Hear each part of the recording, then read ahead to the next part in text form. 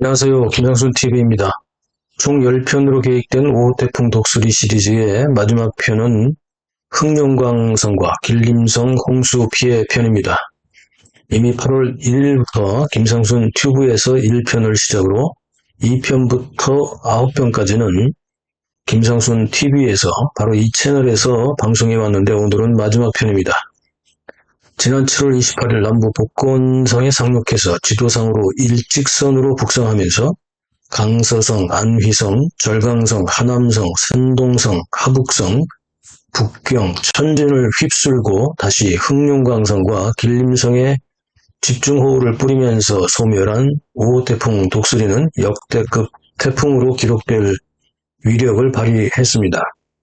복건성, 안휘성, 절강성, 강서성, 하남성 등 중국의 남부와 중부 곡창지대를 휩쓴 5호 태풍 독수리는요, 북부의 곡창지대인 흑룡강성과 길림성의 농사에도 엄청난 피해를 양산하고 소멸했습니다. 게다가 남에서 북으로 대륙을 관통하면서 그 위력도 줄지 않고 소멸할 때까지 강력한 광풍을 동반한 독수리의 위력은 정말 이름값을 톡톡히 한 셈인데요. 가는 곳마다 엄청난 역대급 폭우를 동반한 독수리의 영향으로 흑룡강성과 길림성에서도 역시 최대 500mm 이상의 폭우가 쏟아지면서 이곳의 방대한 곡창지대가 물에 잠기고 말았습니다. 아시다시피 흑룡강에서 대표적인 곡창지대는 어디입니까? 오상시죠. 이 오상시의 곡창지대 농경지가 모든 물에 깊이 잠기면서 중국은 올해 중국에서 가장 맛이 뛰어나다고 소문난 오상쌀의 맛을 제대로 맛보기 어려워졌습니다.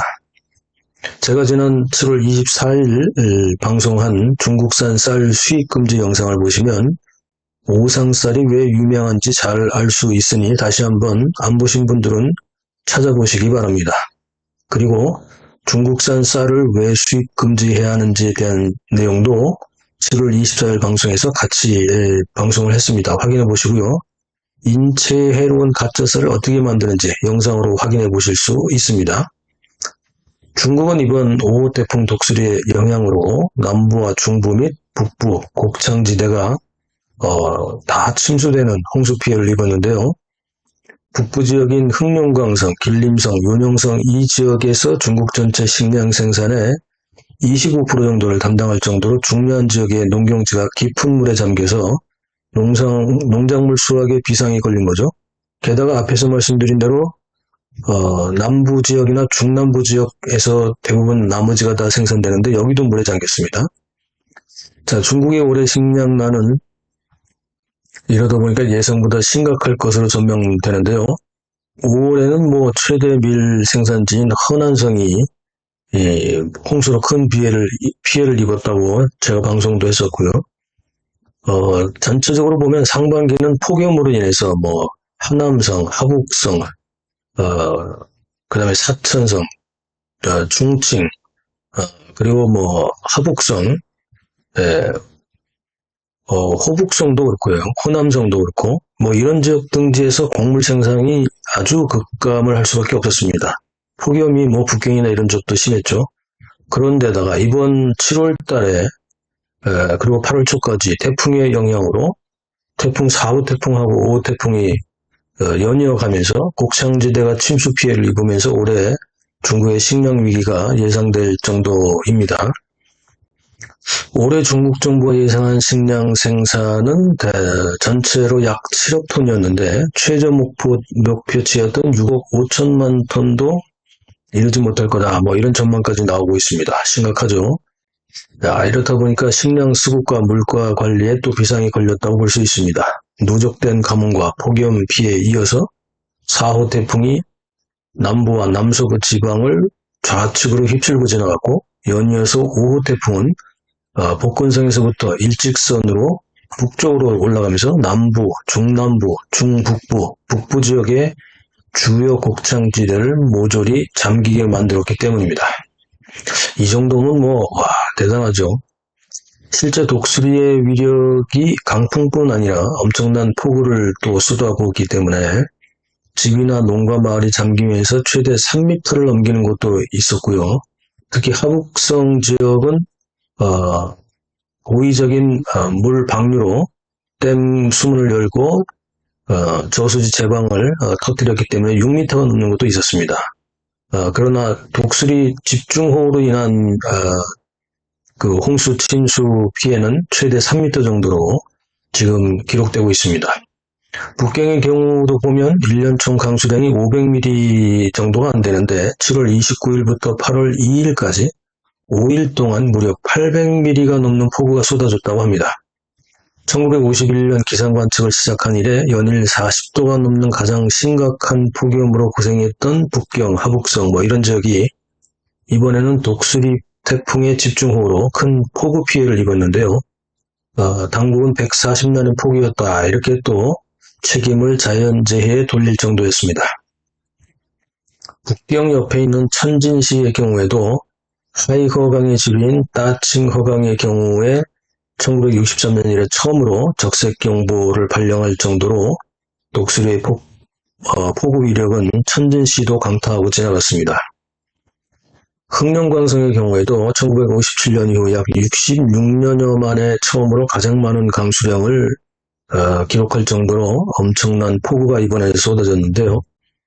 이 비로 인해서 흥령광성의 침수 농경지 약 2,730만 평방미터의 90%가 쌀 경작지였기 때문에 올해 특히 북부 지역의 쌀 농사는 정말 말 그대로 엉망진창이 되어버리고 말았습니다.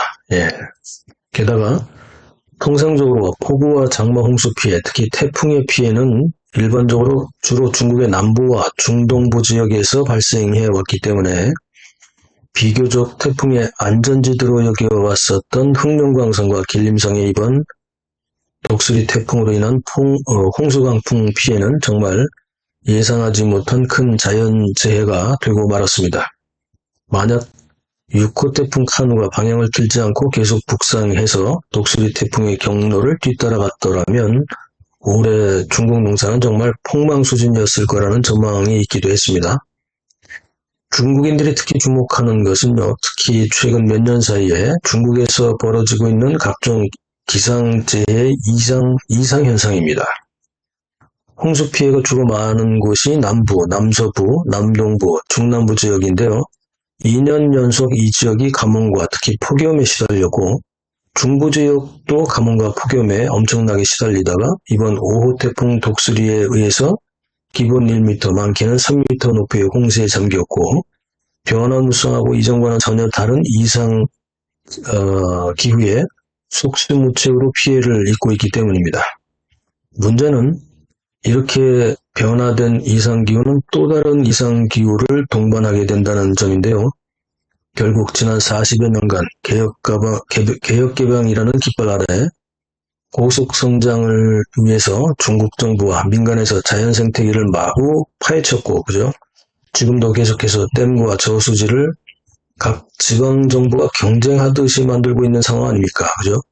이렇다 보니 중국의 망가진 자연 생태계가 새로운 자연 환경 리사이클링을 새롭게 만드는 과정에서 발생하는 이전과는 달라질 수밖에 없는 이상기후가 계속 발생하고 있기 때문에 어찌 보면 새로운 자연 생태계가 스스로 새로운 시스템을 자리 잡고 안정이 되기 전까지는 계속해서 이런 이상기후로 인한 자연재해가 더욱 많이 발생할 수밖에 없다는 것이 더 큰 문제라고 중국인들은 보고 있습니다. 한마디로 중국인들의 무지와 몰상식, 과역에서 스스로 만든 자업자득인 셈입니다. 최근에 중국 전문가들이요, 중국인들은 스스로 반성을 할 줄 모른다 이런 얘기들로 또 사회 강연을 많이 하고 있기도 합니다. 그만큼 문제가 심각하다는 거죠. 전반적인 문제에서 그렇다는 얘기죠. 자, 중국은 지금 가뭄, 폭염, 지진, 홍수, 산사태, 지하통로 붕괴로 인한 각종 싱크홀, 수전 부족 및 이들 요소로 인한 각종 이상기후와 자연재해, 이런 것들을 스스로 만들고 있고 스스로 망하고 있다. 이런 평가들을 스스로 하고 있습니다. 그리고 이런 피해들은 고스란히 일반 기층 농민들이나 농민공 등 대다수 저소득층의 생존과 직결되는 문제이기 때문에 실업난에 이어서 이 자연 재해 문제도 큰 문제가 되고 있습니다. 특히 올해 흑룡강성과 길림성의 경우 지금 시기는 가을 농사의 핵심인 쌀 농사에서 이삭이 여물기 시작하는 아주 중요한 시기인데 이때 장기간 홍수 침수는 벼가 그대로 죽어버리기 때문에 물에 잠겨서 썩게 되죠. 따라서 풍년에서 흉년으로 바로 직결되고 말았습니다. 게다가 중요한 식량 창고까지도 물에 잠기면서 이미 보관하고 있던 곡물까지도 다 썩게 되었기 때문에 이번 흑룡강성과 길림성은 말 그대로 농가는 아예 초상집이 되었다 이렇게 표현할 정도라고 하네요. 자, 흑룡강성 오상시의 오상쌀은 특히 가장 비옥하다는 흑토에서 생산되는데요.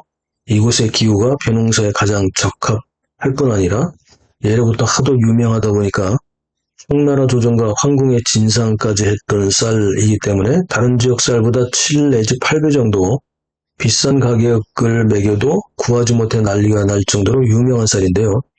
이 오상쌀 농경지 90% 이상이 한창 벼가 익을 시점에 장기간 물에 잠겨버렸습니다. 따라서 올해 오상쌀은 있다면 그것은 가짜가 거의 확실하다는 얘기가 되기도 합니다. 특히 오상쌀은 청나라 시절에 북간도에서 이주해온 우리 민족의 벼 재배 기술로 품종 개량을 해서 명품쌀이 되었던 곳이고요. 지금도 오상시에 사는 많은 조선족들이 이 쌀을 생산하고 있는데 보관 중이던 쌀마저 물에 잠겼기 때문에 올해는 가짜가 넘칠 수밖에 없게 되었습니다. 지난 7월 24일에도 방송했지만 오상쌀은 한 해 생산이 겨우 100톤에 불과합니다. 그런데 1년에 중국 전역에서 판매된 오상쌀 판매 통계는 무려 1000만 톤이 넘을 정도로 다른 지역의 쌀이 오상쌀로 둔갑이 되는 상황에서 이번에 보관 중이던 쌀과 농사 중이던 벼 경작지가 물에 잠기면서 올해 진짜 오상쌀을 구하기는 하늘의 별 따기로 봐야 할 것이기 때문입니다. 자, 흥청망청 정말 물 쓰듯 물을 쓰고 지하수 수로가 메마르자 댐과 저수지를 마구 지으면서 지방정부 간의 물싸움을 해왔던 중국의 지방정부와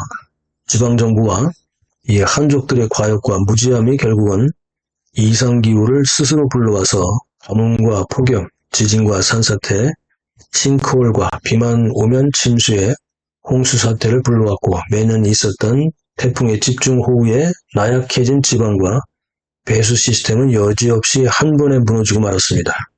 게다가 대도시를 복구한다면서 몰래 터뜨린 저수지 제방과 몰래 방류한 댐의 수문으로 인해서 방류된 물들이 2차로 중소형 도시와 농촌의 농민들을 덮치면서 농작물과 삶의 터전인 농경지가 깊은 물에 장기간 잠기고 말았습니다. 독수리가 지나간 뒤에도 하북성, 조저우시, 바저우시, 바우딩시, 흑룡강성과 길림성의 일부 지역은 아직도 침수 피해를 입고 있다고 합니다.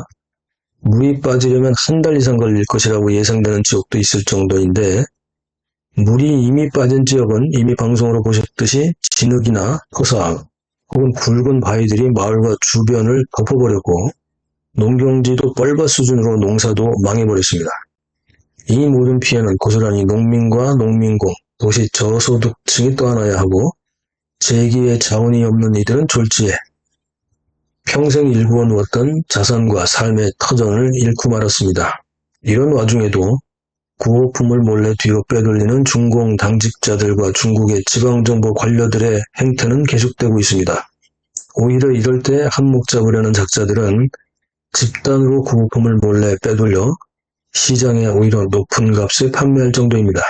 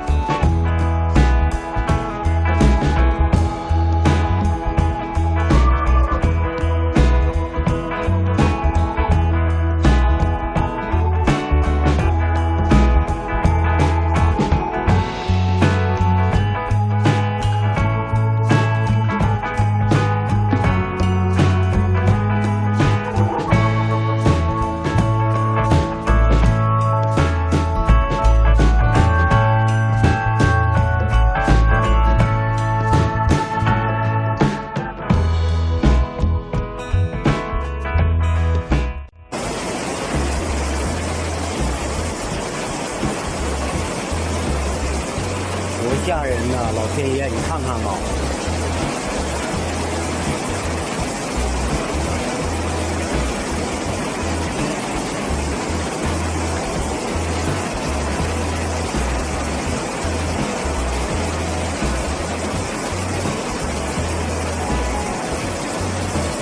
穿个鞋吧，啥都没拿出来。我不说，我们就是离世界上一点儿，就是世界上穿的就是我们现在全部家长，啥都没有，都在里头，没都没出来，没拿出来。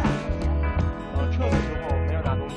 谁也没拿，孩子睡那2个觉，到点他就穿个裤衩了，连个裤都没穿上，邻居给他瞅要裤子回去，他都能是得，当时好的急，狗的酸着呢，他没弄出来，这死的里头那边是养的稀奇都严。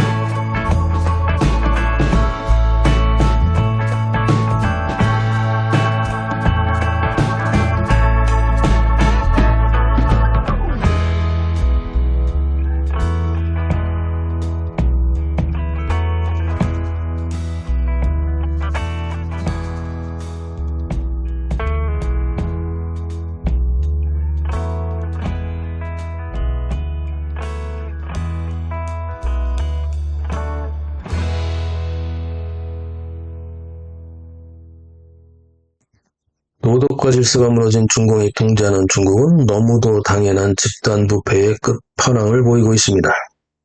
정부나 정당이 존재하는 이유는 바로 국민과 지지자들을 위한 정치를 펼치려는 것인데요.